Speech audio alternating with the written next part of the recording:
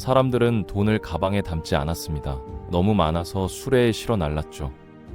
하지만 그 돈으로 살 수 있는 건 고작 빵 한 조각. 어떤 날은 아침과 저녁 사이에 물가가 2배로 뛰었고 아이들은 장난감 대신 지폐를 접어 놀았습니다. 거리엔 현금이 쓰레기처럼 굴러다녔고 사람들은 월급을 받자마자 슈퍼마켓으로 달려가야 했습니다. 단 몇 시간만 늦어도 돈의 가치가 사라졌으니까요. 세계 최대 석유 매장량, 한때 남미에서 가장 부유했던 나라, 석유만 퍼올리면 평생 먹고 산다는 말까지 있었던 국가. 그런데 국민 수백만 명이 나라를 탈출했고 병원엔 약이 없으며 마트 진열대는 텅 비어버렸습니다. 도대체 어떻게 이런 일이 가능했을까요? 어떻게 세계 최고의 부자 나라가 하루아침에 돈보다 화장지가 더 귀한 나라가 되었을까요? 그리고 더 충격적인 건 이 비극이 단순한 경제 실패가 아니라는 점입니다. 권력을 위해 뿌려진 돈, 석유에 중독된 경제, 무너진 시장과 통제된 물가, 그리고 사람들이 끝까지 믿어버린 위험한 환상. 지금부터 세계 최악의 초인플레이션이 어떻게 탄생했는지, 그리고 자원의 축복이 어떻게 한 나라를 집어삼킨 저주가 되었는지, 베네수엘라 경제 붕괴의 충격적인 진실을 이야기해 보겠습니다. 국제통화기금이 공개한 자료를 보면 베네수엘라의 2018년 물가 상승률은 무려 67만 %에 달했습니다. 쉽게 말해 10,000원짜리 물건이 1년 뒤에는 670만 원이 됐다는 이야기죠. 이후 물가 상승세가 다소 꺾이긴 했지만 2026년 현재까지도 베네수엘라는 여전히 세계 최악 수준의 인플레이션 국가 중 하나로 꼽히고 있습니다. 이미 국민들 머릿속에서 돈의 가치라는 개념 자체가 무너져버린 상황인 겁니다. 실제로 당시 시장에서는 지폐 장수가 아니라 무게를 재서 거래하는 모습까지 등장했는데요. 현금을 세는 것보다 저울에 올리는 게 더 빨랐기 때문입니다. 심지어 물물 교환 문화가 다시 살아났고 사람들이 길바닥에 버려진 지폐를 엮어 가방이나 장식품을 만들어 팔기 시작했죠. 한때 국가 경제를 움직이던 화폐가 이제는 공예 재료가 되어버린 겁니다. 그런데 더 충격적인 건 이 나라의 문제는 단순히 경제에서 끝나지 않았다는 사실입니다. 2018년 대통령 선거에서 현직 대통령 니콜라스 마두로가 재선에 성공했지만 야권과 국제사회는 선거 자체가 조작됐다며 강하게 반발했습니다. 그러자 야권 지도자였던 후안 과이도가 스스로를 임시 대통령이라고 선언하는 초유의 사태가 벌어졌죠. 이후 미국과 유럽 국가들을 포함한 수십 개 나라가 그를 합법적인 지도자로 인정하면서 베네수엘라는 말 그대로 한 나라에 2명 존재하는 기묘한 상황에 빠져들게 됩니다. 시간이 흐르며 국제 정세는 일부 달라졌지만 현재까지도 정치적 불신과 권력 갈등의 후유증은 완전히 끝나지 않았습니다. 경제는 무너졌고 정치는 갈라졌으며 국민들은 그 사이에서 생존 자체를 걱정해야 하는 현실에 놓이게 된 거죠. 그렇다면 대체 어떻게 세계 최고 수준의 자원 부국이 이런 혼돈 속으로 추락하게 된 걸까요? 세계에서 석유가 가장 많은 나라라고 하면 대부분 사우디아라비아나 쿠웨이트 같은 중동 국가들을 떠올리실 겁니다. 그런데 놀랍게도 실제 확인된 원유 매장량 기준 세계 1위는 남미의 베네수엘라입니다. 각종 글로벌 에너지 통계에 따르면 이 나라의 원유 보유량은 약 3천억 배럴 규모로 평가되는데요. 숫자만 보면 사실상 석유 위에 세워진 나라라고 봐도 무방한 수준입니다. 그러니 앞서 말씀드린 경제 붕괴 이야기가 더 이해되지 않는 겁니다. 보통 이런 자원을 가진 나라들은 엄청난 부를 누리는 게 일반적이니까요. 그런데 베네수엘라는 왜 정반대의 길로 향하게 된 걸까요? 시간을 조금 거슬러 올라가 보겠습니다. 1922년 베네수엘라 땅에서 어마어마한 규모의 유전이 발견됩니다. 그것도 중동보다 훨씬 이른 시기였죠. 사람들은 이 석유를 검은 황금이라고 불렀고 이후 베네수엘라는 세계 석유 시장의 핵심 국가로 급부상하기 시작합니다. 성장 속도는 상상을 초월했습니다. 다른 나라들이 2차 세계대전의 상처를 복구하느라 허덕이던 1950년대, 베네수엘라는 1인당 국내 총 생산 기준 세계 사위권까지 올라섰거든요. 당시 수도 카라카스는 남미의 파리라고 불릴 정도였습니다. 거리에는 최신 자동차가 넘쳐났고 세계 각국 사람들이 이 나라로 돈을 벌기 위해 몰려들었죠. 그런데 1970년대 베네수엘라에는 또 한 번 엄청난 기회가 찾아옵니다. 그리고 아이러니하게도 전문가들은 바로 그 순간을 이 나라 몰락의 시작점으로 지목합니다. 그 사건이 바로 오일 쇼크였습니다. 중동 산유국들이 석유 생산량을 줄이며 가격을 폭등시켰고 국제 유가는 순식간에 몇 배 가까이 뛰어올랐죠. 당시 세계 최대급 산유국 중 하나였던 베네수엘라는 말 그대로 돈이 폭포처럼 쏟아져 들어오기 시작했습니다. 1973년 배럴당 9달러 수준이던 국제 유가는 불과 1년 만에 30달러를 넘어섰고 정부 수입은 천문학적으로 증가했죠. 그 시절 베네수엘라는 지금의 중동 산유국들처럼 평생 돈 걱정 없는 나라로 불리기까지 했습니다. 문제는 너무 쉽게 벌어들인 돈이 오히려 국가를 망가뜨리기 시작했다는 점입니다. 석유 산업이 엄청난 부를 만들어내자 정부와 기업은 점점 다른 산업에 관심을 끊어버렸습니다. 제조업도, 농업도, 기술 산업도 제대로 키우지 않았죠. 나라 전체가 오직 석유 하나에만 의존하는 구조로 굳어져 버린 겁니다. 게다가 석유 산업 대부분을 정부가 직접 장악하면서 권력층의 부패도 심각해졌습니다. 막대한 석유 수익은 국가 발전보다 정치권과 기득권 세력의 배를 불리는 데 사용됐고 그 결과 빈부 격차는 점점 극단적으로 벌어졌죠. 그렇게 겉으로는 화려해 보였던 경제 구조 안에서는 이미 균열이 생기고 있었습니다. 그리고 결국 1980년대 중반 전 세계 원유 공급이 늘어나면서 국제 유가가 하락하기 시작합니다. 사실 시장 입장에선 자연스러운 흐름이었습니다. 하지만 문제는 베네수엘라 경제 자체가 이미 유가가 떨어지면 나라 전체가 흔들리는 구조가 되어 있었다는 점이었죠. 정부는 대비책을 준비하지 못했고 경제는 순식간에 흔들리기 시작했습니다. 복지 예산이 줄어들자 국민들의 삶은 급격히 무너졌고 거리에는 분노가 쌓여갔습니다. 그리고 바로 그 혼란 속에서 훗날 베네수엘라의 운명을 완전히 뒤바꾸게 될 한 남자가 등장합니다. 바로 군인 출신 정치인 우고 차베스였죠. 1980년대 중반 이후 경제가 무너지기 시작하자 국민들의 분노는 점점 극단으로 치닫고 있었습니다. 석유로 막대한 돈을 벌어들였는데도 정작 평범한 국민들의 삶은 나아지지 않았고 부패한 정치권은 여전히 기득권만 챙기고 있었으니까요. 이런 상황 속에서 차베스는 기존 체제를 뒤엎겠다며 등장했습니다. 그리고 1992년 그는 군을 이끌고 쿠데타를 시도하죠. 결과는 실패였습니다. 하지만 놀랍게도 이 사건은 오히려 차베스를 전국적인 스타로 만들어버렸습니다. 체포 직전 TV에 등장한 그는 짧지만 강렬한 한마디를 남겼습니다. 지금은 실패했지만 기회는 다시 올 것입니다. 당시 분노에 차 있던 국민들에게 이 말은 엄청난 울림으로 다가왔습니다. 사람들은 그를 단순한 반란군이 아니라 부패한 권력층에 맞서는 혁명가처럼 보기 시작했죠. 특히 빈곤층 사이에서는 우리 편이 드디어 나타났다는 기대감까지 퍼져나가기 시작했습니다. 그리고 결국 1998년 우고 차베스는 대통령 선거에서 승리하며 정권을 잡게 됩니다. 이후 그는 베네수엘라 역사상 가장 급진적인 사회주의 정책들을 본격적으로 밀어붙이기 시작했죠. 초반 분위기는 놀라울 정도로 좋았습니다. 이전 정부들이 석유로 벌어들인 부를 상류층 중심으로 분배했다면 차베스는 그 돈을 대규모 복지 정책에 쏟아붓기 시작했거든요.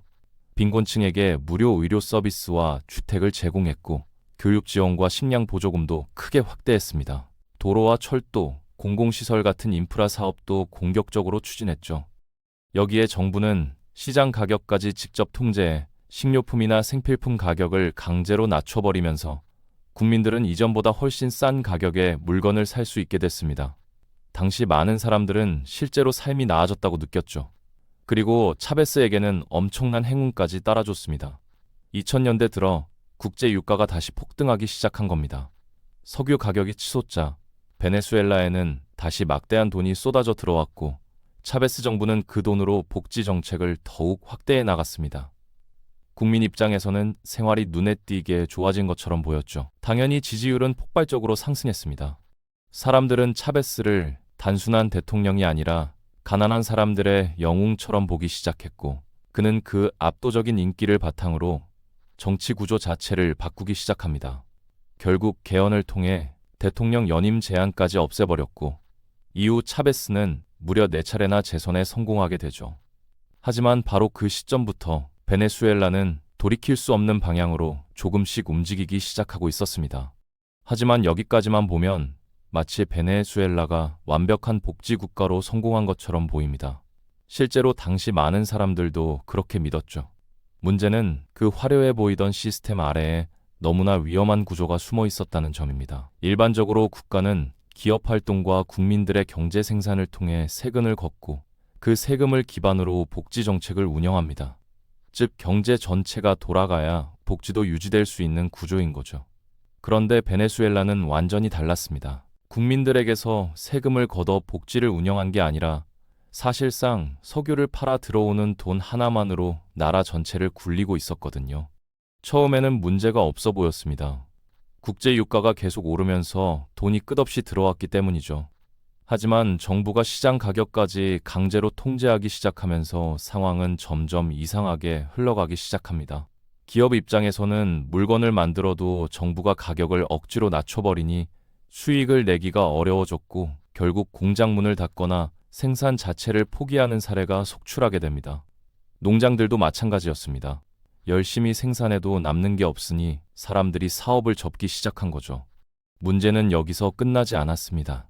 기업들이 무너지자 실업자는 폭발적으로 늘어났고 가난한 사람들도 점점 많아졌습니다. 그런데 정부는 이 상황을 해결하기 위해 또다시 석유 돈을 꺼내 복지 예산을 더 늘리는 방식으로 대응했죠. 한마디로 나라 전체가 점점 석유 수열 없이는 살아갈 수 없는 구조로 변해가기 시작한 겁니다. 당연히 미래를 위한 산업 투자나 기술 개발은 뒷전으로 밀려났고 경제 체질은 갈수록 약해져만 갔습니다. 사실 이런 구조는 굉장히 위험합니다. 베네수엘라처럼 특정 자원 하나에 국가 경제가 지나치게 의존하는 나라들은 반드시 산업 구조를 다양화해야 하거든요. 지금 사우디아라비아가 관광, 첨단 산업, 인공지능 같은 비석유 분야에 천문학적인 돈을 투자하는 이유도 바로 이 때문입니다. 석유 시대가 끝나더라도 살아남기 위해서죠. 그런데 베네수엘라는 정반대 길을 선택했습니다. 더 큰 문제는 이 나라의 석유 자체에도 치명적인 약점이 있었다는 점입니다. 원유는 크게 두 종류로 나뉩니다. 품질이 좋아 바로 사용할 수 있는 경질유와 점성이 높고 불순물이 많아 반드시 복잡한 정제 과정을 거쳐야 하는 중질유가 있죠. 그런데 베네수엘라에 묻혀 있는 원유 대부분은 바로 이 중질유였습니다. 즉 석유는 엄청나게 많았지만 그걸 실제 돈으로 바꾸려면 고도의 정제 기술이 반드시 필요했던 겁니다. 문제는 베네수엘라가 그 핵심 기술을 제대로 키우지 못했다는 점이었죠. 결국 이 나라는 오랫동안 미국과 유럽의 외국계 정유 기업들 기술에 의존해 원유를 정제하고 수출해 왔습니다. 그런데 2000년대 후반 당시 정부는 석유 수익을 외국 기업들에게 빼앗기고 있다며 정유 산업을 강하게 국유화하기 시작했습니다. 외국 기업들을 몰아내고 국가가 직접 모든 걸 통제하겠다고 나선 거죠. 겉으로 보면 굉장히 애국적인 결정처럼 들릴 수 있습니다. 하지만 현실은 정반대였습니다. 외국 기업들이 빠져나가자 베네수엘라는 갑자기 정유 시설을 유지하고 운영할 기술력을 잃어버리게 된 겁니다. 낡아가는 설비를 고칠 기술자도 부족했고 첨단 정제 시설을 새로 구축할 능력도 없었죠. 결국 원유는 산처럼 쌓여 있는데 정작 제대로 정제해서 팔 수 없는 상황이 벌어졌습니다. 세계의 최대 원유 매장국인데도 수출을 제대로 못하는 믿기 힘든 현실이 시작된 겁니다. 말 그대로 금광 위에 앉아 있으면서도 스스로 광산 입구를 막아버린 셈이었죠. 그리고 바로 그 시점 또 하나의 거대한 사건이 터집니다. 2013년 오랫동안 베네수엘라를 지배해왔던 우고 차베스 대통령이 암으로 사망한 겁니다. 그리고 그의 뒤를 이어 당시 부통령이었던 니콜라스 마두로가 권력을 이어받게 되죠. 새로운 지도자가 들어섰으니 상황이 나아질 거라 기대했지만 현실은 정반대였습니다. 새롭게 대통령 자리에 오른 니콜라스 마두로는 스스로를 우고 차베스의 충실한 후계자라고 공개적으로 선언할 만큼 기존 노선을 그대로 이어가려 했거든요. 문제는 그가 권력을 물려받은 시점부터 상황이 급격히 꼬이기 시작했다는 것입니다. 차베스 시대 내내 베네수엘라 경제를 떠받쳐주던 국제 유가가 다시 하락세에 들어섰고 나라를 지탱하던 마지막 버팀목까지 흔들리기 시작한 겁니다. 게다가 미국과의 관계도 갈수록 최악으로 치닫고 있었습니다. 이미 이전 정부 시절부터 정유 산업 국유화를 추진하며 미국 석유 기업들을 몰아낸 상태였는데 여기에 2010년대 들어 미국에서 셰일 혁명이 터지면서 상황은 더 복잡해졌죠. 미국이 막대한 양의 셰일 오일을 생산하기 시작하자 국제 원유 시장 판도가 흔들리기 시작했습니다. 반미 성향이 강했던 베네수엘라 정부는 이에 맞서 원유 수출량을 늘리는 방식으로 대응하려 했지만 이미 낡아버린 정유시설과 무너진 산업 구조로는 그 전략을 제대로 감당할 수 없었습니다. 문제는 이런 상황에서도 정부가 복지 정책을 멈출 수 없었다는 점입니다. 이미 국민 상당수가 국가 보조금과 지원에 의존하고 있었기 때문이죠. 만약 복지를 줄이면 민심이 순식간에 폭발할 가능성이 컸습니다. 하지만 국가 금고는 사실상 비어버린 상태였습니다. 마두로는 바로 여기서 베네수엘라 경제를 완전히 붕괴시킨 최악의 선택을 합니다. 부족한 돈을 메우기 위해 화폐를 무제한으로 찍어내기 시작한 겁니다. 처음에는 단순한 임시조치처럼 보였습니다.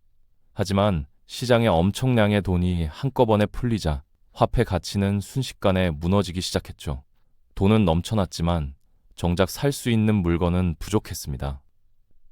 결국 물가는 걷잡을 수 없이 폭등하기 시작했고 베네수엘라는 현대 경제 역사상 최악 수준의 초인플레이션 국가로 추락하게 됩니다. 2015년 처음으로 연간 물가 상승률이 세 자릿수를 돌파했고 2016년에는 약 261%, 2017년에는 400%를 훌쩍 넘어섭니다. 그리고 결국 2018년 세계를 충격에 빠뜨린 숫자가 등장하죠. 연간 물가 상승률이 무려 67만 %를 넘어선 겁니다. 이쯤 되자 돈의 가치라는 개념 자체가 사라졌습니다. 사람들은 월급을 받으면 몇 시간 안에 전부 써야 했고 하루만 지나도 가격표가 완전히 달라졌습니다. 시장에서는 지폐를 장수가 아니라 무게로 계산하기 시작했고 현금을 담기 위해 가방이 아니라 자루를 들고 다니는 모습까지 등장했죠. 심지어 어떤 사람들은 지폐를 엮어 지갑이나 장식품을 만들어 팔기도 했습니다. 화폐가 돈이 아니라 그냥 종이 쪼가리가 되어버린 겁니다. 정부도 손을 놓고 있었던 건 아닙니다. 문제를 해결하겠다며 화폐 개혁까지 단행했죠. 100만 볼리바르를 1볼리바르로 바꾸는 극단적인 조치였습니다. 하지만 근본적인 경제 구조가 무너진 상황에서는 아무 의미가 없었습니다. 돈 이름만 바뀌었을 뿐 사람들의 삶은 달라지지 않았거든요. 국민들은 극심한 빈곤에 시달렸고 식량 부족이 심각해지면서 국민 평균 체중이 10kg 이상 줄어들었다는 조사 결과까지 나왔죠. 심지어 마두로 다이어트라는 비꼬는 말까지 생겨났을 정도였습니다. 병원에는 약이 부족했고 정부가 의약품 구매 대금을 금이나 다이아몬드 같은 귀금속으로 대신 지불하려 했다는 사실까지 알려지면서 국제사회도 큰 충격을 받게 되죠. 경제가 무너지자 사회 시스템 전체가 함께 붕괴하기 시작했습니다. 전기와 수도 공급이 불안정해졌고 범죄 조직들은 빠르게 세력을 키워나갔습니다. 결국 베네수엘라는 한때 중남미 최고 수준의 부국에서 세계 최악 수준의 치안 국가 중 하나로 추락하게 되죠. 살인율은 세계 최고 수준까지 치솟았고 수백만 명의 국민들이 먹고 살기 위해 국경을 넘어 탈출하기 시작했습니다. 한 나라가 사실상 붕괴 직전까지 몰린 겁니다. 최근 들어서는 조금씩 회복 조짐이 보이기 시작했습니다. 2026년 현재 베네수엘라의 인플레이션은 과거 초인플레이션 시절보다는 다소 안정된 모습입니다. 물론 여전히 세계적으로 매우 높은 수준이긴 하지만 한때 하루아침에 돈 가치가 사라지던 시절과 비교하면 속도가 둔화된 건 사실이죠. 여기에 국제 정세 변화도 영향을 주고 있습니다. 특히 우크라이나 전쟁 이후 세계 에너지 시장이 흔들리면서 서방 국가들은 다시 베네수엘라 원유에 관심을 보이기 시작했습니다. 러시아산 원유를 대체할 공급처가 필요해졌기 때문이죠. 실제로 미국은 최근 몇 년 사이 일부 제재를 완화하며 자국 석유 기업들의 베네수엘라 사업 재개를 제한적으로 허용하기 시작했습니다. 오랫동안 적대 관계였던 양국 사이에 미묘한 변화가 감지되기 시작한 겁니다. 그리고 2026년 초 세계를 충격에 빠뜨린 사건이 벌어집니다. 미국이 대규모 군사작전을 통해 니콜라스 마두로를 체포해 미국으로 압송한 겁니다. 이후 베네수엘라 내부 권력 구조는 급격히 흔들리기 시작했고 국제사회가 개입한 새로운 과도 체제가 등장하게 되죠. 한때 절대 권력을 휘두르던 지도자가 하루아침에 해외 법정에 서게 된 겁니다. 현재 베네수엘라는 정치, 경제적으로 거대한 전환점 위에 서 있습니다. 일부 제재 완화와 외국 자본 유입 기대감 속에서 경제 회복 가능성이 거론되고는 있지만 전문가들은 상황을 쉽게 낙관하지 못하고 있습니다. 수년간 이어진 경제 붕괴 속에서 정유 시설과 산업 기반 자체가 심각하게 무너졌기 때문입니다. 실제로 베네수엘라는 세계 최대 수준의 석유를 보유하고 있음에도 과거처럼 대규모 원유를 안정적으로 생산할 능력은 아직 충분히 회복하지 못한 상태입니다. 결국 베네수엘라의 비극은 단순히 석유 가격이 떨어져서 벌어진 일이 아니었습니다. 한 나라가 특정 자원 하나에 모든 운명을 걸었을 때, 그리고 눈앞의 돈에 취해 경제 구조를 건강하게 만들 기회를 놓쳐버렸을 때 어떤 일이 벌어지는지를 보여주는 대표적인 사례였던 겁니다. 그렇다면 과연 베네수엘라는 다시 과거의 영광을 되찾을 수 있을까요? 한때 세계에서 가장 부유한 나라 중 하나였던 이곳은 지금도 세계 최대 수준의 석유를 품고 있습니다. 땅속에는 여전히 막대한 자원이 잠들어 있죠. 하지만 베네수엘라의 몰락은 우리에게 아주 중요한 사실 하나를 보여줍니다. 나라를 진짜 부유하게 만드는 건 자원 그 자체가 아니라 그 자원을 다루는 시스템과 경제 구조라는 점입니다. 베네수엘라는 엄청난 석유를 갖고 있었지만 결국 그 돈에 지나치게 의존해버렸습니다. 미래 산업을 키우는 대신 눈앞의 돈을 소비했고 경제 체질을 강화하는 대신 인기와 권력을 유지하는 데 막대한 자금을 쏟아부었죠. 그리고 그 결과는 우리가 지금까지 본 것처럼 참혹했습니다. 돈은 넘쳐났지만 물건이 사라졌고 세계 최대 산유국인데도 국민들은 굶주렸습니다. 한때 남미 최고 부국이라 불리던 나라는 결국 국민들이 생존을 위해 국경을 넘는 현실에까지 몰리게 됐죠. 그리고 어쩌면 가장 무서운 부분은 이런 일이 단지 베네수엘라만의 이야기가 아닐 수도 있다는 점입니다. 특정 산업 하나에 지나치게 의존하는 경제, 단기적인 인기 정책에 매달리는 정치, 그리고 미래보다 현재의 소비를 우선하는 구조. 전문가들이 베네수엘라를 단순한 실패한 국가가 아니라 자원 의존 국가의 경고 사례라고 부르는 이유도 바로 여기에 있습니다. 물론 아직 끝난 것은 아닙니다. 국제 유가와 외교 관계, 그리고 정치적 변화에 따라 베네수엘라가 다시 회복의 기회를 잡을 가능성도 남아 있습니다. 하지만 한번 무너진 경제 시스템과 산업 기반을 다시 세우는 일은 생각보다 훨씬 오랜 시간이 걸릴 겁니다. 세계 최대 석유 부국에서 화폐 가치조차 사라져버린 나라. 베네수엘라의 이야기는 지금 이 순간에도 우리에게 묻고 있습니다. 과연 자원은 축복이었을까요? 아니면 가장 달콤한 저주였을까요?